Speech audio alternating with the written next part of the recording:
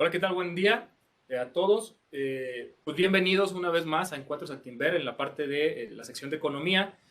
Feliz viernes para todos. Esta vez vamos a platicar sobre las elecciones de Estados Unidos, por qué son tan relevantes a nivel internacional. Vamos a estar monitoreando qué pasa con los mercados cada vez que hay elecciones y cuáles son las propuestas de los candidatos. Ahora sí que ya estamos más adentrados en el proceso, podemos desagregar un poco más qué están pensando hacer en cada uno de los rubros que le importan más a los americanos, ¿no? Entonces, hoy nos acompaña Carlos Carrasco, que es del equipo de oficinas de inversión, donde nos va a estar dando su perspectiva de cómo está viendo los mercados y qué va a implicar para bolsas, para tipos de cambios y otros activos, dependiendo de los distintos resultados que se podrían presentar. Entonces, déjenme les muestro una lámina que nos va a ayudar a guiar la conversación. Lo voy a proyectar en un segundo. Ahí está. ¿Por qué es importante las elecciones de Estados Unidos? Pues es uno de los pocos eventos políticos a nivel internacional que tiene un impacto no solo en los mercados financieros, sino en la estructura o en la dinámica que podría seguir la actividad económica en el siguiente mediano plazo, ¿no? Recuerden que Estados Unidos sigue siendo la economía más grande del mundo, entonces cuando hay algún cambio en políticas fiscales, políticas públicas de inversión, infraestructura, en general suelen tener un impacto sobre el resto de las economías y sobre todo en las que estamos bastante ligados con ellos, como es el caso de México. Pero viendo un poco la historia, cómo se reaccionan los mercados financieros cuando vienen las elecciones presidenciales, hicimos un estudio para ver qué estaba pasando en las elecciones del 2000, 2004, 8, 11, 12 y 16. Y lo que nos dimos cuenta es que 30 días antes de que sea el día de la elección, esta vez va a ser el 3 de noviembre, generalmente vemos un incremento en la volatilidad en los mercados. Pueden ver aquí en la gráfica que está a la izquierda, donde dice índice de volatilidad VIX, como el día de elección lo tomamos como base 100 y 30 días antes el indicador está en 77 puntos. Esto quiere decir que desde el día 30 hasta el día de la elección comienza a haber volatilidad en los mercados. Recuerden, volatilidad no solo quiere decir que caigan los mercados, pueden caer y pueden subir, pero en general son movimientos muy erráticos, ¿no? Algunos días con avances importantes, otros días con caídas consecutivas. Eso significa volatilidad. Después de la elección, lo que comenzamos a ver es que esta incertidumbre empieza a caer poco a poco y vemos que la volatilidad del índice VIX comienza a reducirse. Esto generalmente ustedes lo han llegado a escuchar o relacionar con que cuando hay una elección presidencial en general los mercados se comportan de forma positiva. Esto no es particular para Estados Unidos. Generalmente en todos los países cuando hay elecciones presidenciales vemos incremento en la volatilidad de las bolsas. ¿Por qué? Porque hay incertidumbre acerca de quién va a llegar, quién va a ser el ganador y la incertidumbre que rodea eso es qué tipo de políticas va a implementar, políticas tanto comerciales, económicas, fiscales y de infraestructura. Entonces los inversionistas están esperando conocer cómo se definen estos planes para poder comenzar a invertir otra vez en proyectos de infraestructura, por ejemplo, ¿no? Entonces, típicamente se asocia la volatilidad en estos periodos de elección. Del índice DXY, es un índice que mide la fortaleza del dólar frente a la mayoría de las monedas que hay en países desarrollados, principalmente el euro, la libra, el yen y algunas otras monedas que estén por ahí europeas, ¿no? Este índice también tiende a fortalecerse conforme llega el día de la elección. Esto quiere decir que el riesgo hace que los inversionistas busquen activos dolarizados principalmente como refugio o como protección. Y eso vemos un comportamiento también similar, ¿no? Llega el día de la elección y a partir de ahí comienza a bajar la incertidumbre. Entonces, Carlos, pues ya estamos en este rango de 30 días antes del 3 de noviembre y me gustaría saber que nos platicaras un poco. ¿Tú has visto que se ha presentado mayor volatilidad en los mercados en estos días que hemos transcurrido?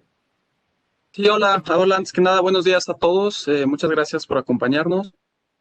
Así es, Ramón. A partir de marzo, por ejemplo, que vimos esas caídas tan brutales en los índices de que en un día caía el mercado 10%, 11%. Después de ahí empezamos a ver una recuperación, que ahorita vamos a mencionar un poco de eso con distintos indicadores económicos. Y vimos abril, mayo, junio, julio, agosto con rendimientos positivos en las bolsas. Eh, Tan es así que septiembre fue el primer mes en que empezamos a ver ya un rendimiento negativo, o sea, rendimiento mensual negativo después de la caída abrupta en marzo.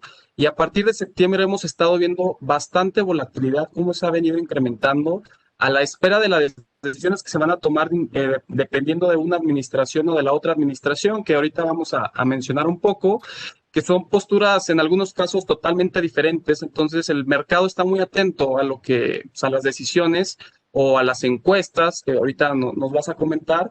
Y hay días en que vemos rendimientos muy positivos, otros días otras caídas. O sea, realmente la volatilidad se ha estado incrementando y como bien lo mencionas, el día de la elección es un día clave porque se va a poder inferir hacia dónde va a ir el rumbo de la economía de Estados Unidos en los próximos años. Muy bien, completamente de acuerdo. Bien, ahora, antes de pasar a las propuestas que traen los candidatos y cómo podría impactar la economía y los mercados, creo que es importante discutir un poco cómo está el ambiente electoral, ¿no? Lo que ven ustedes aquí es la encuesta que publica Real Clear Politics, es un promedio de las encuestas que hay en el mercado para tratar de hacer más suaves los cambios. Y lo que ven aquí es la intención de voto, ¿no? Es decir, la gente que está pensando por qué candidato les gustaría votar el día de la elección. Como pueden ver claramente, el 29 de septiembre tuvimos el primer debate presidencial, es esa línea negra que ustedes ven ahí. Evidentemente le favoreció a Biden ese debate, ¿no? Si recuerdan, al terminar el evento, lo que comenzó a circular en los medios de comunicación es que la postura de Trump tan agresiva incluso había interferido con la dinámica del debate, no se respetaban los tiempos. En general, fue un evento que no le benefició a Trump y fue más aprovechado por el ex vicepresidente de los Estados Unidos. Actualmente las encuestas le asignan 51.4% de las preferencias, a Biden, a Trump casi el 42%, y en general lo que hemos estado viendo en los mercados es que hasta antes del debate los rangos estaban un poco más cerrados y esto generaba dudas en torno a quién, si Trump podía repuntar y alcanzar a Biden, y entonces habría más incertidumbre hacia el día de la elección.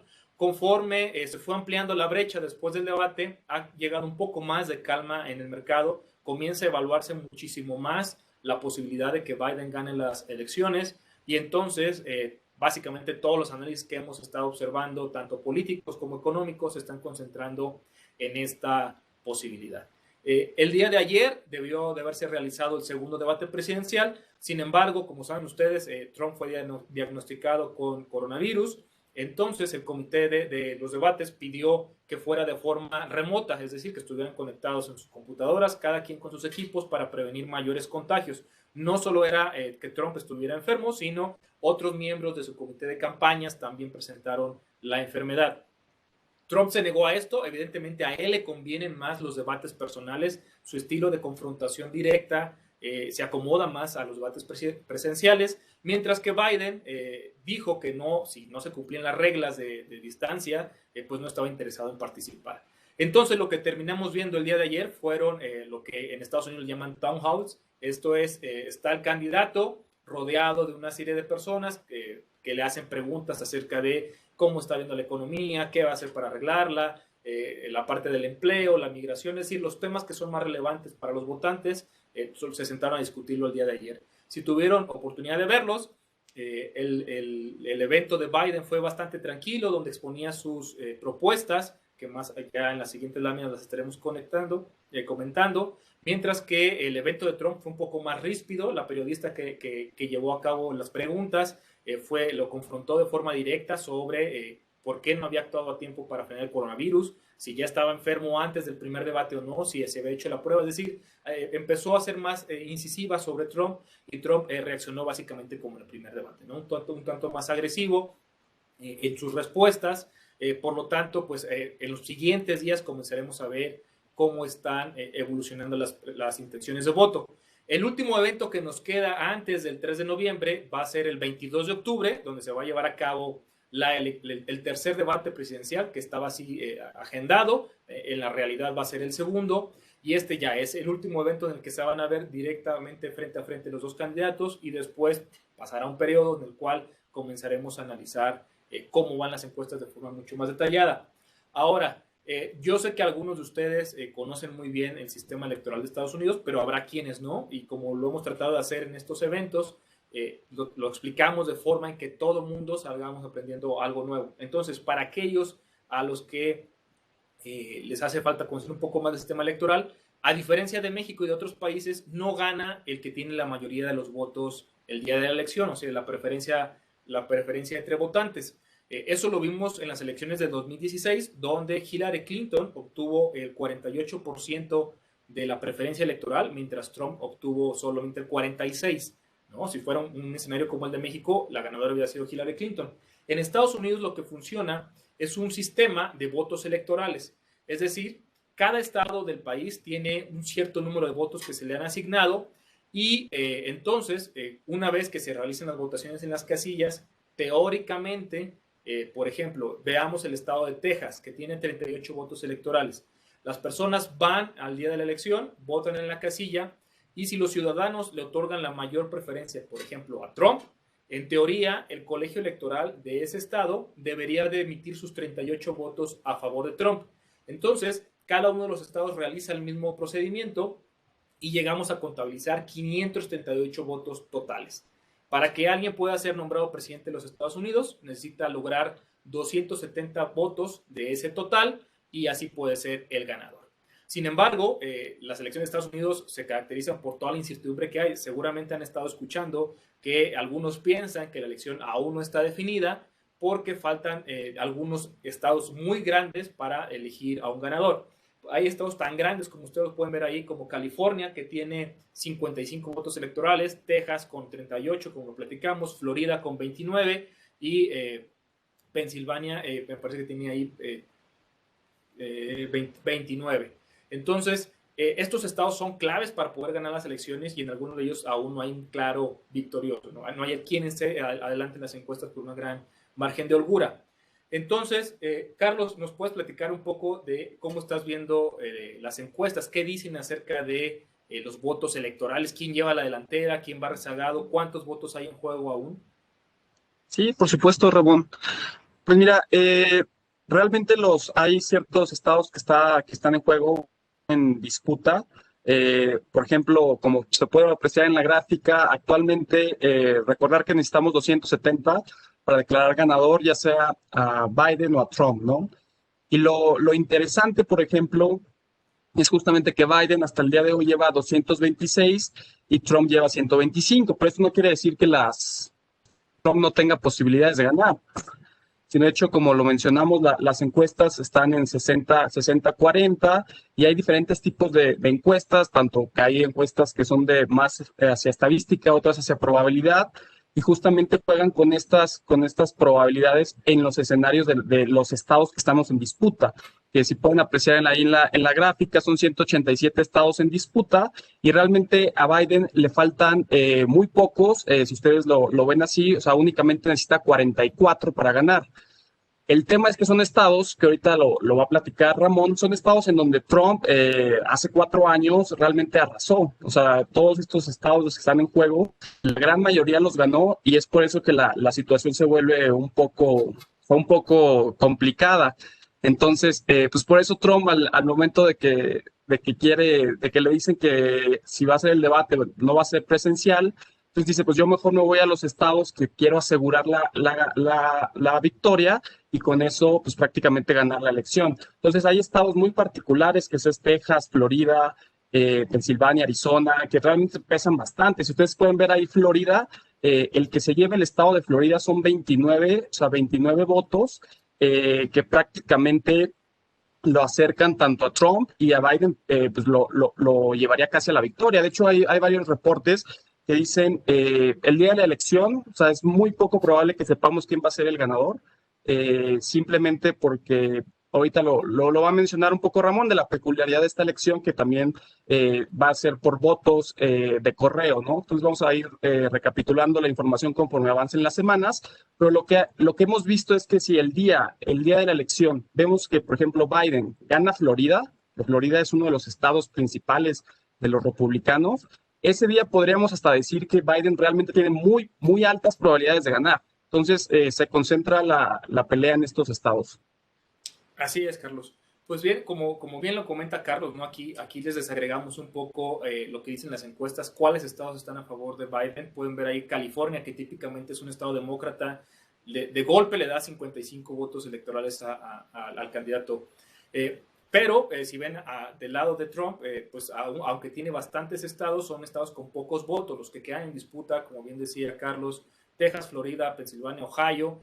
pues son estados muy grandes y no es casualidad que inmediatamente después de que dan de alta a Trump, que puede reasumir la campaña electoral, lo primero que hace es que va a estos estados a tratar de ganarlos. Como bien decía Carlos hace un momento, las encuestas hasta el momento le asignan mayor probabilidad a Biden de ganar. Estos estados que ven aquí son los mismos que estaban en gris en la lámina anterior, son los estados que están en disputa.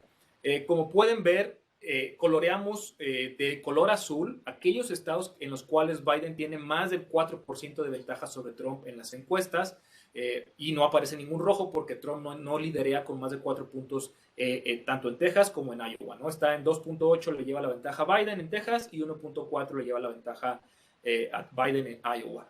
Pero como decía Carlos hace un momento, todos estos estados en 2016, pueden ver la última columna que tienen ahí, fueron ganados por Trump, con excepción de Nevada, que lo ganó Clinton, pero todos los estados estaban a favor de él, ¿no? O sea, hay un cambio importante en las encuestas, en las preferencias, y es por esto que cada vez que vemos reportes, análisis, gana cada vez más la posibilidad de que Biden pueda llevarse la presidencia de los Estados Unidos con una ventaja cómoda, lo cual podría ayudar a reducir un poco las tensiones que se presentarían el día de la elección.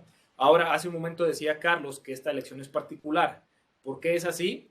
Con la llegada del coronavirus, evidentemente lo que se quiere evitar es que las personas se congreguen en un solo lugar para que no vayan a aumentar los contagios. Por ello, se ha enfatizado mucho que los ciudadanos pueden hacer uso del voto por correo. Esto es, les llega la boleta a su casa, la rellenan, votan por su candidato y la reenvían de nuevo a la autoridad electoral. Se piensa que en esta elección esta opción va a ser bastante adoptada por parte de los demócratas, no tanto por los republicanos. De hecho, hay algunas encuestas que muestran que si solamente le haces encuesta a los que dicen que van a votar por correo, Biden gana con una ventaja de más de 15 puntos. Y luego si le haces una encuesta a los que solamente van a votar el día de la elección en la casilla, Trump estaría ganando las encuestas, ¿no? Entonces, evidentemente hay dos poblaciones que van a ser de mucho interés el día del 3 de noviembre. Ahora, gran parte de la incertidumbre que había antes de que se ampliara esta brecha que ya platicamos entre Biden y Trump en las preferencias electorales, lo que estaba en discusión era la temporalidad en que van a estar llegando los votos. Algunos de los votos que se están haciendo por correo ya se están contabilizando, se van a contabilizar en los siguientes días, pero algunos de ellos van a tardar mucho más tiempo en llegar y para que puedan ser contabilizados. Por lo tanto, un escenario posible en el día de la elección es que, dado que los que van a ir a votar en las casillas tienen preferencia por Trump, por la noche, el 3 de noviembre, Trump pudiera aparecer adelante en las encuestas. Sin embargo, una vez que lleguen todos los votos por correo y se contabilice el total, pues podríamos ver que las encuestas o los resultados más bien aquí cambian a favor de Biden y que con esto haya un cambio en el virtual ganador.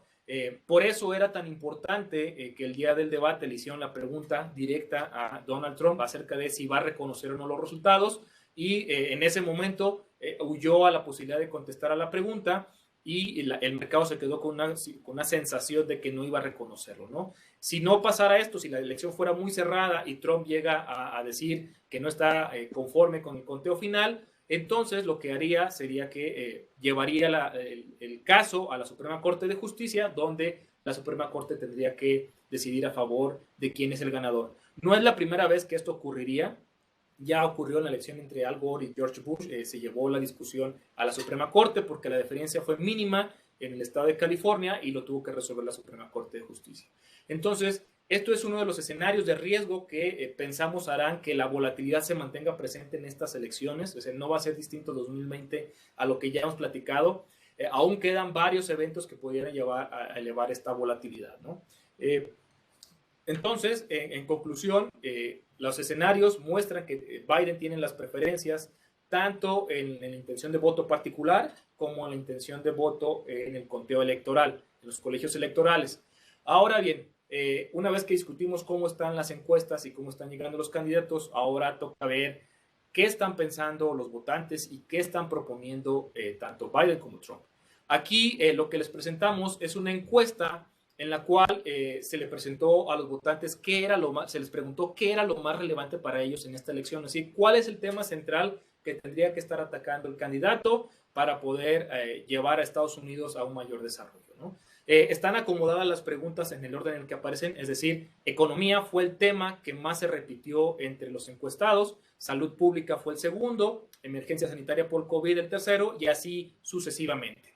Lo importante de esta encuesta, o lo que nos gustó bastante, es que no solo te da el dato agregado, sino que te desagrega entre los votantes que se identifican como demócratas y los votantes que se identifican como republicanos. Y aquí creo, Carlos, que aparece estas grandes diferencias en algunos temas, como puede ser la emergencia sanitaria por coronavirus. Vean ustedes, para el 82% de los encuestados que se identifican como demócratas es uno de los temas más importantes, mientras que solo es el 39% para los republicanos. Lo mismo sucede en las problemáticas raciales o en los cambios climáticos, ¿no? En el cambio climático, vean ustedes, el 68% de los demócratas dicen que es el tema más relevante, mientras que solo el 11% de los republicanos. Entonces, esta encuesta, estas diferencias tan grandes que hay, pues se reflejan evidentemente en las propuestas que traen los candidatos. Por ejemplo, en la parte de economía, Carlos, ¿qué nos puedes platicar? ¿Qué están trayendo a la mesa tanto Biden como Trump en este rubro tan importante? Sí, por supuesto, Ramón. Pues sí, justamente ahí como ustedes pueden apreciar en lo que les mencionaba Ramón, son posiciones totalmente pues, drásticas. O sea, es como si viéramos por un lado el color blanco y el color negro. O sea, son realmente posturas, una de subir, una de bajar. O sea, si analizamos ahorita se las vamos a comentar, pero ustedes van a ver o se va a entender luego la diferencia en las posturas. Por ejemplo, en la que me preguntas, Ramón, en la parte de economía. Pues es simplemente, podemos ver en la parte de Biden que encontramos la palabra subir, elevar impuestos y con Trump bajar impuestos. Y ya cuando entramos a las particularidades, podemos ver, por ejemplo, Biden es elevar la tasa, o sea, tenemos tanto la parte de los impuestos personales y la parte de los impuestos corporativos que les va a afectar a los dos. Entonces, tenemos a Biden con elevar la tasa de ISR de 37 a 39% para los que ganen más de $400,000. Y que justo las propuestas de Biden es justamente después de cierto umbral de ingresos, aplicarles este incremento de impuestos. Y va de la mano también con eliminar lo que ya ha hecho Trump. O sea, justamente Trump bajó la tasa impositiva en 2016 y si me preguntaras a mí, yo creo que fue una de sus principales posturas o de las principales acciones que tuvo en su primer periodo. Y la postura de Biden es justamente la contraria, o sea, de subir las tasas. O sea, el impuesto, tenemos tanto el impuesto del ISR, subir el impuesto, tenemos también un impuesto de ingresos intangibles para activos intangibles, que ese lo vamos a platicar un poco más adelante, que creo que es muy relevante para sus inversiones, más que nada por todo lo que le va a afectar a las utilidades de las empresas y por todo el posicionamiento sectorial que les vamos a mencionar más adelante. Así también gana impuestos a las ganancias de capital para las personas que tengan por arriba de $1,000,000. Estamos hablando de todas las inversiones, todas las utilidades por capital. Y también en la parte de ingresos corporativos, pues es justamente el impuesto que Trump bajó, ¿no? Trump lo bajó de 28 a 21 y viene Biden a subirlo de 21 a 28, ¿no? Y si vemos las posturas de Trump en la parte fiscal, pues vemos los verbos que están totalmente del otro lado, ¿no? O sea, veíamos incrementar en la parte de Biden y en la parte de Trump es seguir, o sea, reducir, mantener, ¿no? Entonces seguimos teniendo como Trump posturas de reducir el impuesto a la nómina, reducir el impuesto a las ganancias de capital y darle exenciones fiscales o créditos fiscales a las empresas que trasladen sus operaciones a Estados Unidos. Eso es en la parte fiscal, Ramón. Muy bien, gracias, Carlos. Pues sí, justo como decías, ¿no? Subir impuestos es el número uno dentro de lo que está declarando Biden, mientras que para Trump es reducir los impuestos. Pero uno pensaría, ¿no? O sea, si la posibilidad de que gane Biden se está incrementando y él llega con una propuesta de subir impuestos, entonces, ¿por qué las bolsas están reaccionando de forma positiva? ¿Qué nos podrías decir, por ejemplo, en la parte del gasto en infraestructura? O sea, ¿qué está proponiendo Biden que podría ayudar a compensar en gran parte esta subida de impuestos? Sí, o sea, está la idea detrás de todo lo que estamos viendo de incrementos en las bolsas, con esta alta probabilidad de que gane Biden, a pesar del incremento de impuestos, O sea, vamos a ver un movimiento en ciertos sectores, que eso lo vamos a mencionar más adelante, pero también vamos a ver un incremento en gasto, ¿no? Todos estos impuestos que está recaudando o que va a recaudar, pues lo va a direccionar a dar más estímulos fiscales, que es una de las grandes propuestas y uno de los grandes ejes por los cuales vamos a tomar ciertas decisiones.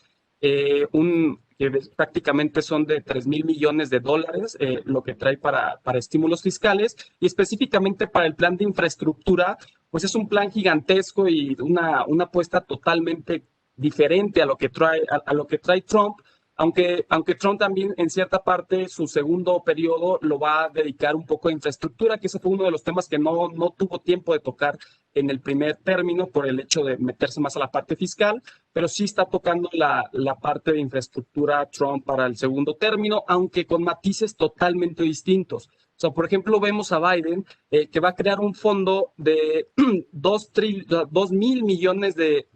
billones de dólares, o sea, 2 trillions en inglés, que vienen siendo 2 billones a millones de dólares en español, para impulsar energías limpias. Es algo totalmente increíble que para Trump eso no es prioridad ahorita que hablemos un poco del cambio climático y de las posturas de Trump en la parte de medio ambiente, pues para él eso no es prioridad y lo hemos visto al salirse de bastantes acuerdos.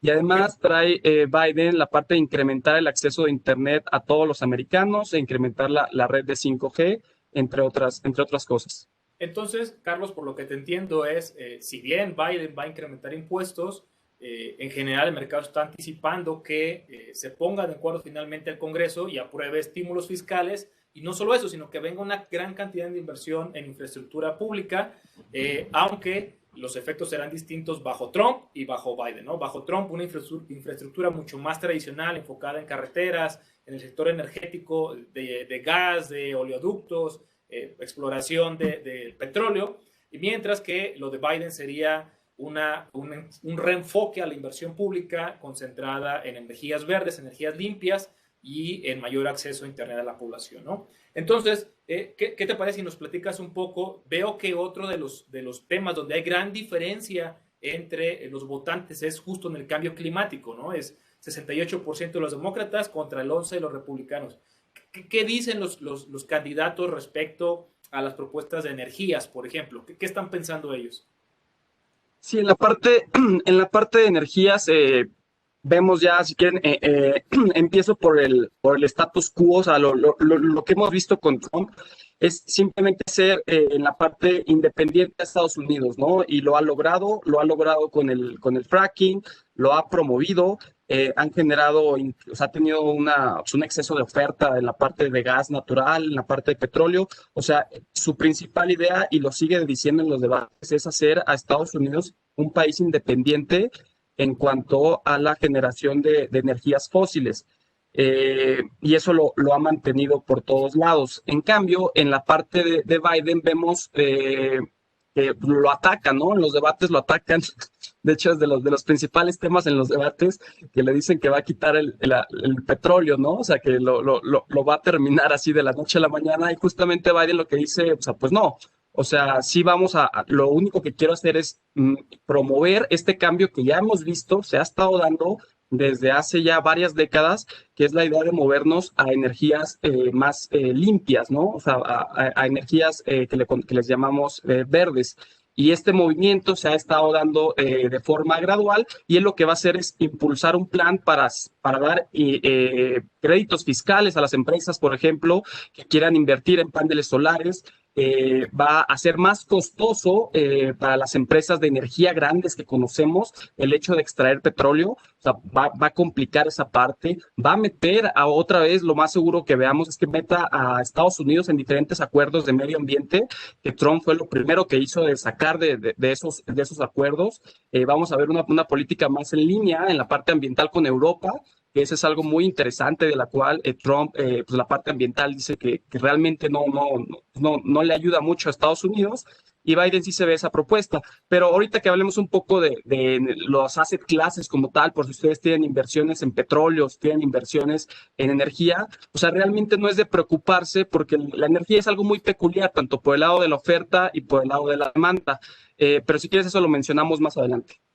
Muy bien, pues creo que hay que avanzar porque todavía nos queda la parte de económica y de mercados. Simplemente, o sea, lo que creo que hay que resaltar es la diferencia en las posturas, claramente, como está diciendo Carlos, que estos tipos de programas que van a traer los diferentes candidatos, evidentemente van a tener un rol muy importante en cómo se va a estar desempeñando los activos financieros en los siguientes años, ¿no? Recuerden que Estados Unidos con la política de Trump de impulsar la industria del shale, lo que hizo fue que convirtió a Estados Unidos en uno de los principales productores de petróleo a nivel mundial, y eso lo que hace es que los precios estén estables en estos momentos, ¿no? Entonces va a ser muy relevante lo que estén decidiendo los ciudadanos estadounidenses para quién le van a dar su confianza.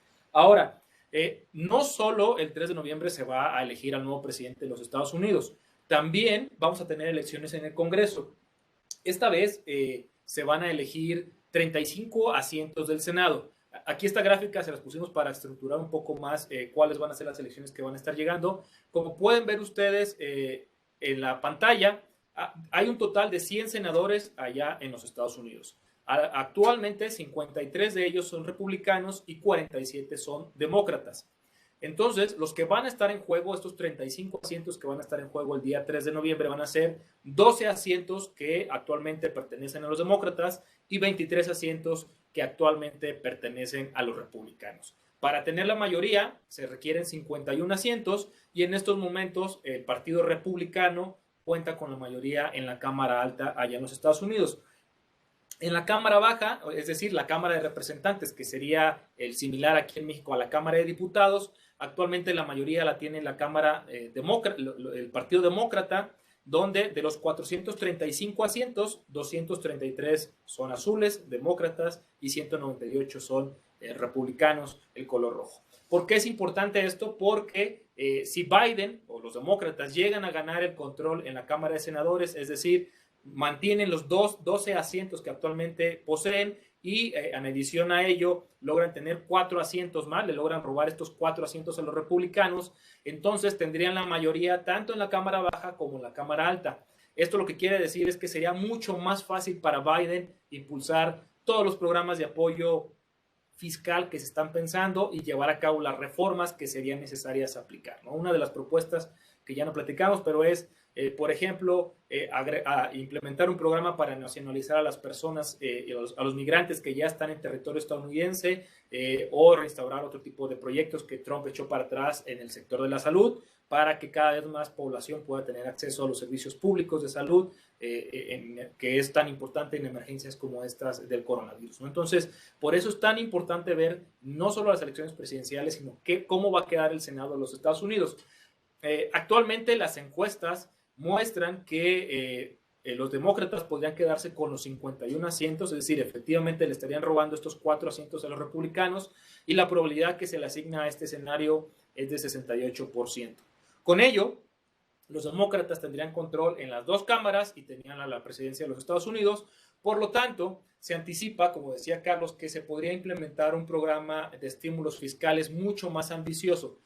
Si ustedes han estado siguiendo los reportes que les enviamos todos los días, tanto en la mañana como en la tarde a través de WhatsApp, el reporte de inversiones AM y PM, que si no les llega, por favor, hablen con su asesor para que les facilite el documento, les diga cómo inscribirse. Es muy fácil, solo llenan un teléfono. En estas últimas semanas hemos estado hablando acerca de los estímulos fiscales.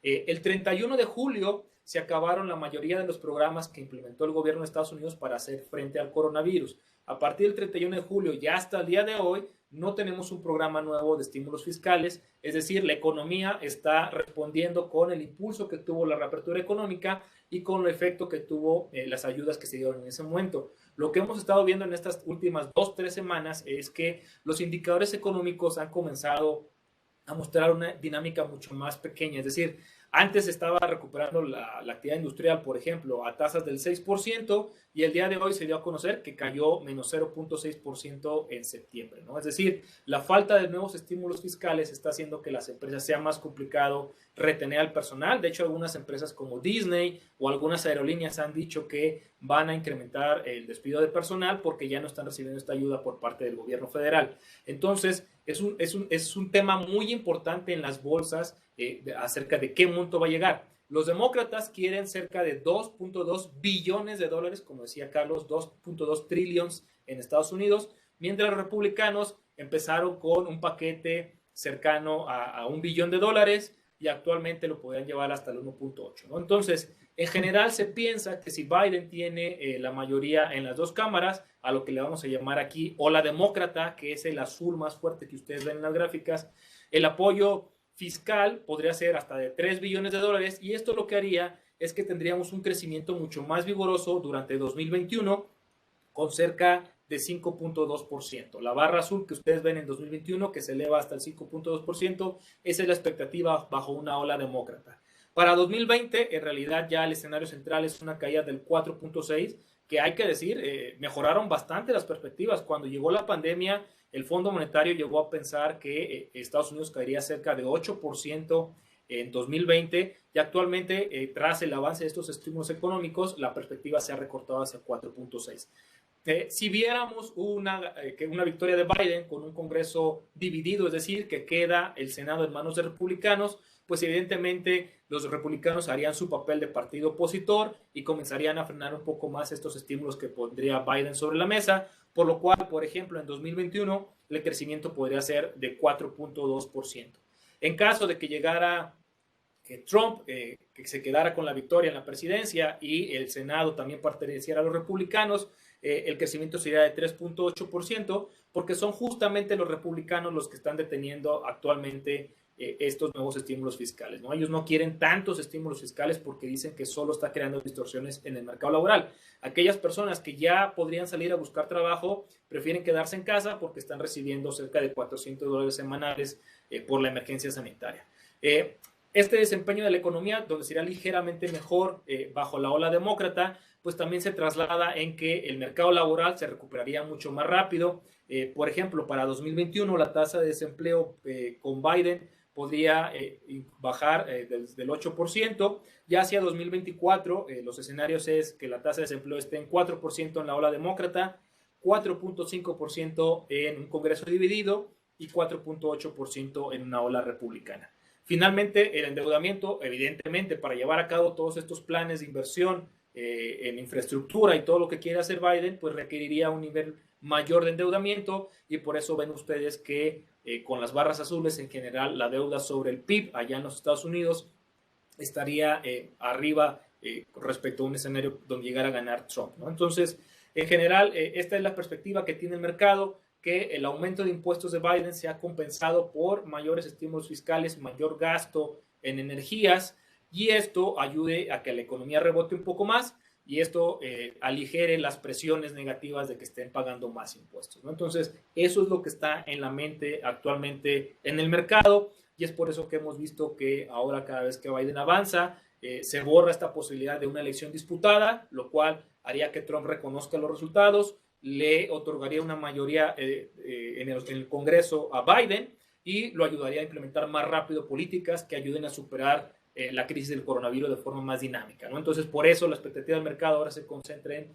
cómo va a ser el tipo de victoria si es que Biden lo logra. Pues bien, Carlos, ahora ya hemos platicado un poco sobre las elecciones, cómo están las preferencias actualmente, qué pasaría en las propuestas bajo los distintos candidatos, cuáles serían los impactos en la economía. Ahora platícanos un poco acerca de, bueno, y todo esto, ¿en qué se ve reflejado los mercados? Que tal vez es lo más importante para las personas que nos están viendo, ¿no? ¿Qué hago con mi dinero? ¿A dónde invierto? Exacto. Sí, Ramón, pues justamente ya después de haber dado este preámbulo de la parte política y económica, pues vamos un poco a la parte financiera, que pues va de la mano totalmente, ¿no? O sea, los mercados van a reaccionar dependiendo más que nada, no tanto de la parte política, sino más bien de la parte económica, ¿no? Entonces, lo que vemos en estas posturas políticas totalmente bipolares, pues al final del día lo vemos en las expectativas de la economía, que son en diferentes escenarios, tanto para Biden y para Trump, y eso se refleja en las expectativas de los mercados financieros. Entonces, por un lado tenemos, vamos a hablar un poco primero del mercado de acciones, y luego vamos a ir hablando del mercado de tasas, de dólares, y cerramos con la parte de energía. Para el mercado de acciones es algo muy, muy relevante. O sea, como bien dice Ramón, hay varios escenarios. Hay una ola demócrata que sí gana tanto el Congreso y gana la presidencia, y también tenemos la parte de si gana Trump con un Congreso dividido. Entonces estamos poniendo esos dos escenarios. Del lado izquierdo tenemos el de Biden y del lado derecho tenemos el de Trump. Entonces, como bien dijo Ramón, el hecho de que gane Biden y gane el Congreso, pues esto va a facilitar muchísimo todas las pláticas de estímulos fiscales en el Congreso. No se van a detener entre ellos. Hay unas prácticas que se utilizan para abarcar más tiempo entre los partidos. Entonces esto ya no estaría sucediendo, ¿no? También depende del margen con lo que gane Biden, pero bajo ese escenario, o sea, esperamos mayores impuestos, o sea, que entren los impuestos, todos los impuestos que les mencionamos, tanto los impuestos personales y los impuestos corporativos, y de la mano con un mayor estímulo fiscal.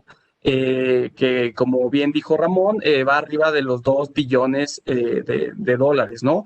Y además vemos menores aranceles, o sea, no hablamos, no nos dio oportunidad tanto de la parte comercial, pero con Trump hemos visto aranceles al por mayor, ¿no? Por todos lados, salirse el acuerdo con Asia, la renegociación del Tratado de Libre Comercio, y diferentes acuerdos que se han basado prácticamente en aranceles, y lo que vemos en la parte de Biden es justamente que va a haber menores aranceles, por lo cual creemos que va a haber más comercio, y por lo que resultaría en un alza en las bolsas en la parte si gana Biden.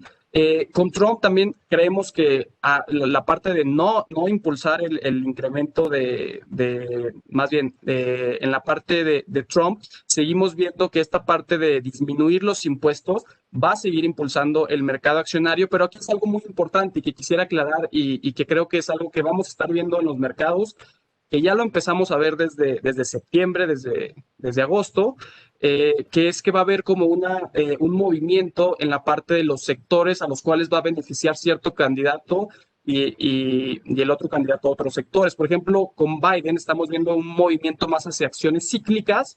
Ahorita vamos a explicar brevemente qué son. Y con Trump estamos viendo un movimiento, lo que se ha venido dando en los últimos años, que son acciones de crecimiento. Entonces, si gustas, en la siguiente lámina podemos hablar un poco más de eso. Aquí este es el mercado de acciones. Si quieres comentarlos tú, Ramón, estos son los pronósticos. Ok, antes de pasar a eso, les recuerdo a todos los que nos están escuchando que en la parte, en su pantalla, tienen una sección donde pueden hacer preguntas o darnos comentarios. Entonces, ya faltando unos 6-7 minutos antes de que termine la plática, vamos a estarlas platicando para resolver sus dudas. Este escenario nos lo presenta el equipo de Capitales, donde nos dice que si se da la ola demócrata, es decir, que Biden gane con todo el Congreso, podríamos ver el S&P 500 cerca de 3.900 puntos al cierre de este año y en 4.200 puntos al cierre de 2021. Pueden ver que el escenario es menos optimista si se diera la ola republicana, si gana Trump, donde el S&P se quedaría en 3.700 y 3.950. Pero creo que lo más relevante es justo lo que nos va a comentar Carlos, es esta composición en las bolsas que podrían cambiar los sectores. Adelante, Carlos. Sí, muchas gracias, Ramón. Sí, esto es muy importante. Creo que vale mucho la pena la plática para que ustedes también lo comenten en casa, lo analicen, lo estudien, porque es algo que hemos visto desde no solamente este año, lo hemos visto en la última década, ¿no? Que ha sido una idea de enfocarnos mucho a empresas que les llamamos de crecimiento, a diferencia de empresas de valor. Bueno, aquí podría profundizar mucho. Muchas de mis tesis las hice justamente de analizar estos dos efectos, tanto de valor y de crecimiento, pero lo que les quiero platicar simplemente, y se los voy a intentar decir en las palabras más simples, las empresas de valor son esas empresas que el mercado aún no reconoce. O sea, el mercado, me refiero al precio de la acción que ustedes ven con nosotros o en Bursanet o en las diferentes plataformas. El mercado no reconoce el precio que hace referencia a los fundamentales que tiene la empresa. Y me refiero a los fundamentales, a la parte de utilidad, a la utilidad que tiene la empresa, a las ventas que tiene la empresa, a las deudas que tiene la empresa. Esa parte no está reconocida. Entonces vemos, le llaman finanzas múltiplos, que si ustedes lo ven, múltiplos de su precio contra sus utilidades. Estas empresas tienen múltiplos muy bajos. O sea, su precio no hace referencia a lo que realmente vale si ustedes lo quieren ver, en valor en libros, o sea, contablemente qué es lo que vale a lo que el mercado piensa que vale. Son dos posturas totalmente diferentes. Entonces, en las de crecimiento pasa totalmente lo contrario. Tenemos empresas que el mercado cree que van a valer más, o sea, que tenemos una idea de que el precio de su acción es más alta, a diferencia de lo que realmente en el libro, o sea, al momento de analizar la parte contable, vemos esa última línea que es utilidad, cuánto está generando. Entonces son posturas totalmente diferentes. Y para darles una idea muy simple, podemos ver, para no movernos desde el 2010 que hemos visto estos movimientos, para verlo de este año. Por ejemplo, del lado izquierdo, si ustedes analizan el S&P 500 que les platicaba Ramón, se compone de las 500 empresas más grandes por capitalización de mercado, pero simplemente el top 5 de acciones conforman el 25% de la capitalización de mercado. ¿Quiénes son esas empresas? Es Amazon, Apple, Microsoft, Facebook, las cuales hemos visto que en esta época de pandemia, la parte de irnos a lo que les mencionaba Ramón, ha sido un movimiento totalmente de empresas del sector de tecnología al sector de salud, por lo que estas empresas se consideran de crecimiento. Y por ejemplo, del lado, y ustedes pueden ver ahí, del lado derecho tenemos al S&P y las empresas de crecimiento, que son justamente estas empresas del sector de tecnología y salud, y las empresas que les llamamos de valor, que es cuando el mercado no reconoce lo que valen intrínsecamente o que las ha castigado mucho en precio. Vemos comportamientos totalmente diferentes en este año. O sea, si ustedes pueden ver las empresas de crecimiento con rendimientos de más del 20% y las empresas de valor siguen con rendimientos negativos después de la crisis. Entonces, ¿esto qué va a suceder con la parte de Biden y de Trump? Justamente, ¿por qué decimos que va a haber un movimiento? O sea, ¿por qué decimos que hacia adelante va a haber un movimiento a estas empresas de valor? Y la idea es, o sea, sí van a venir más impuestos por parte de Biden, pero son impuestos que le van a pegar a los sectores de diferente manera. Entonces, tenemos un impuesto que es el impuesto que quitó Trump en el 2016, que le va a pegar, es la línea azul que ustedes ven, que es el incremento de la tasa de 21 a 28, que le pegó que le va a pegar prácticamente a los sectores en diferentes formas, ¿no? Pero les va a pegar muy consistentemente, o sea, alrededor de 4% en las utilidades es lo que les va a afectar. Pero tenemos otro impuesto de Biden que va a ser contra ingresos que vienen de parte de instrumentos intangibles, que eso se le atribuye a tecnología y al sector de salud. Servicios de comunicación, y esa es la línea dorada. Y ustedes pueden ver que ahí va a haber un efecto directo a las utilidades de estas empresas.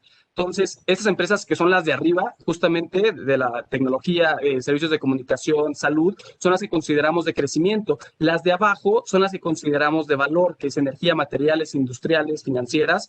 Y esto va a tener una repercusión, porque si gana Biden con justamente todo el Congreso, pues se van a poder dar estos impuestos de una manera más rápida. Entonces, de nuestro lado, de parte de la oficina de inversiones, contemplamos todas estas variables y generamos pronósticos de cada uno de estos sectores y tenemos un rendimiento esperado para el siguiente año y va en línea con cómo le va a afectar a las utilidades de estas empresas. Entonces, ustedes pueden ver, tecnología va a ser el sector que más le van a afectar los impuestos y es por eso que lo tenemos con el menor rendimiento potencial. Y energía, que es el sector que menos le van a afectar los impuestos, lo tenemos como un rendimiento potencial muy alto.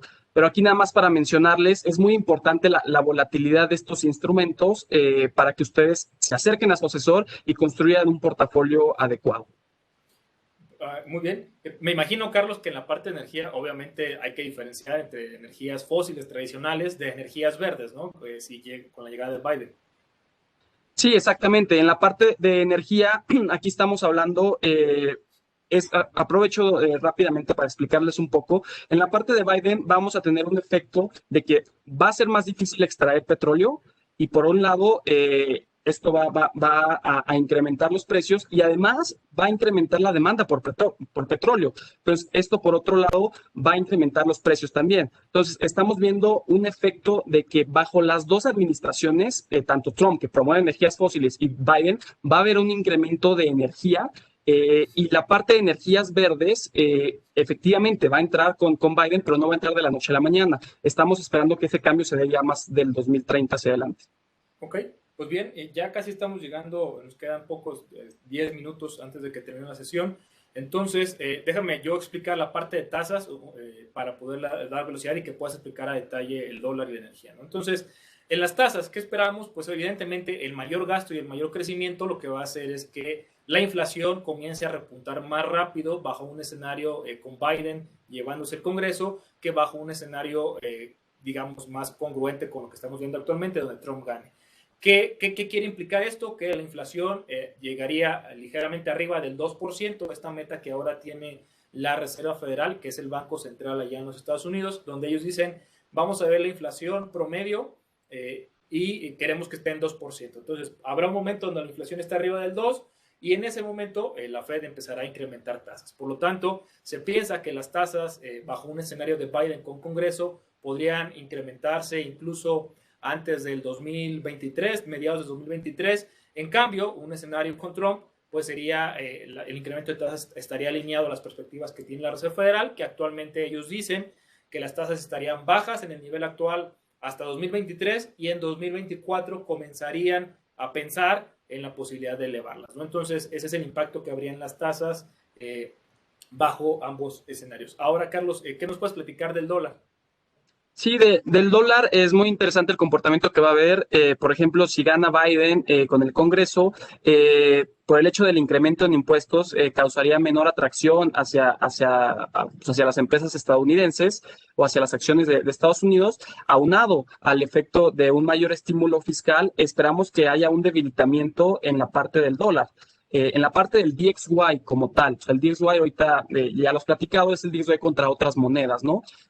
Pero como tú bien dices, el hecho de que haya un estímulo fiscal promovería la inflación y veríamos que realmente de largo plazo, o sea, bueno, ya para el 2023 empezaríamos a ver otra vez otro efecto del dólar tomando fortaleza cuando suban las tasas, ¿no? Entonces, de primer momento, que es la gráfica del lado izquierdo, para el siguiente año esperamos un debilitamiento del dólar, por lo que les platiqué, un mayor estímulo fiscal y una mayor política comercial con las demás economías, que para nuestro peso mexicano nos va a beneficiar en la parte del comercio, pero por lo que mencionamos de que va a haber un incremento en las tasas antes, esperaríamos ver una depreciación del tipo de cambio, que es lo que se puede apreciar en la gráfica izquierda. Exacto. La derecha, aquí me gustaría agregar un poco, ya para ir cerrando, es que de corto plazo se debilita el dólar en ambos escenarios porque la Fed tiene las tasas bajas y la inflación está alta. Sin embargo, cuando empiezan a incrementarse las tasas, ya lo vimos en 2015, cuando la Fed comenzó a subir las tasas después de tener las bajas más de 5 años, lo que vimos fue que el dólar se fortaleció frente al resto de las monedas. La perspectiva que tenemos para el tipo de cambio peso-dólar en específico es 22 pesos al cierre de este año, 22.50 el año que entra, porque recuerden que en el país el año que entra vamos a ir a un proceso de elecciones y como les platiqué en un inicio, todo proceso de elecciones se asocia con mayor incertidumbre y esto aunado al débil crecimiento, al bajo crecimiento que vamos a tener el año que entra todavía, más las presiones que hay actualmente sobre las finanzas públicas, pues nos dejan un escenario donde el tipo de cambio andaría por ahí de 22.50 el siguiente año. Carlos, creo que lo de energías ya lo platicamos hace un momento, entonces me gustaría pasar a la sección de preguntas porque ya nos queda poco tiempo. Aquí hay una pregunta de Miguel Almanza, nos dice, entonces, cuando hablas sobre empresas de valor, ¿es igual a empresas subvaluadas?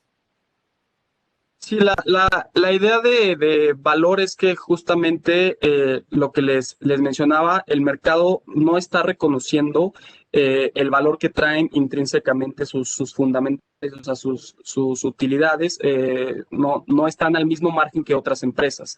Y lo que vemos es que sí, o sea, hay una oportunidad de compra en estas empresas que vemos que han estado afectadas por la pandemia, que creemos que se van a beneficiar por este ciclo económico y es justamente, de hecho hay agregando aquí un análisis muy interesante que justamente cuando se incrementan las probabilidades de que gane Biden, se incrementan estas empresas cíclicas que dependen mucho del ciclo económico y es mucho lo que les comentaba Ramón, de que si gana Biden veremos incrementos mayores en la parte del crecimiento, o sea, veremos un crecimiento económico mayor que va a ayudar a todas estas empresas que han estado afectadas y que creemos que hay una oportunidad o vale la pena verlas, que son justamente las financieras, que son justamente la parte de energía y todas estas empresas de real estate que han estado afectadas por la pandemia.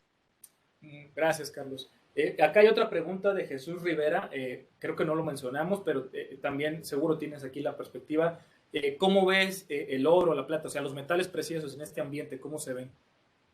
Pues en este ambiente de metales preciosos, pues también es muy relevante porque el oro ha funcionado, ha sido uno de los instrumentos con mayor rendimiento este año y es porque el oro tiene diferentes cualidades. O sea, es un instrumento que se le conoce como un activo de refugio y es un activo que te sirve de cobertura ante diferentes escenarios económicos.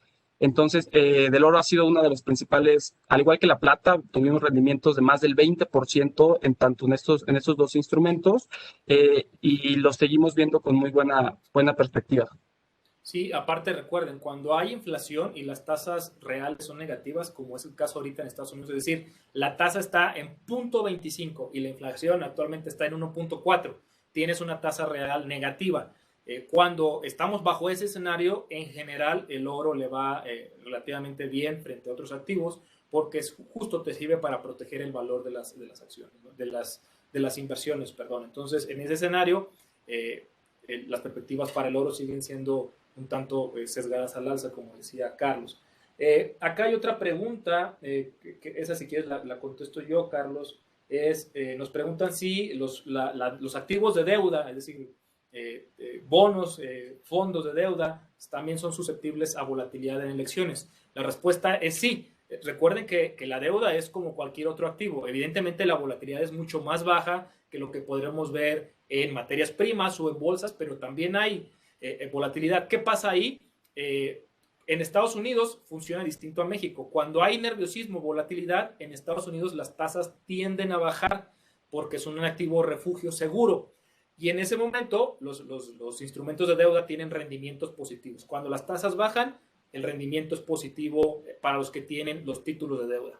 En cambio, cuando es un país emergente, por ejemplo, el caso de México, cuando hay riesgo, generalmente los inversionistas piden un mayor premio, un mayor rendimiento, entonces las tasas suben y cuando las tasas suben, entonces vemos que nuestras inversiones caen en la misma proporción, ¿no? Es decir, la relación entre tasa y el precio del instrumento es contraria, entonces en México cuando hay riesgos, las tasas tienden a subir, por ejemplo, las tasas de 10 años, y ahí vemos minusvalías en nuestras posiciones. Pero la respuesta es sí, el impacto de volatilidad es menor, pero también también en este sector se ve reflejado el mayor nerviosismo. Pues bien, con esto ya son las 10:59, estamos llegando al final de la reunión. Esperamos que les haya servido mucho, tanto como nosotros, haber preparado estas láminas, que les haya interesado la discusión. Recuerden que van a poder acceder a la presentación con todos los canales que tenemos disponibles. No olviden de conectarse en los siguientes encuentros Actinver. Todos los días tenemos eventos, pero el de economía otra vez nos veremos aquí el viernes que entra. Pues que tengan muy buen fin de semana. Gracias, Carlos. Que tengan buen fin de semana a todos y nos estamos escuchando próximamente. Hasta luego.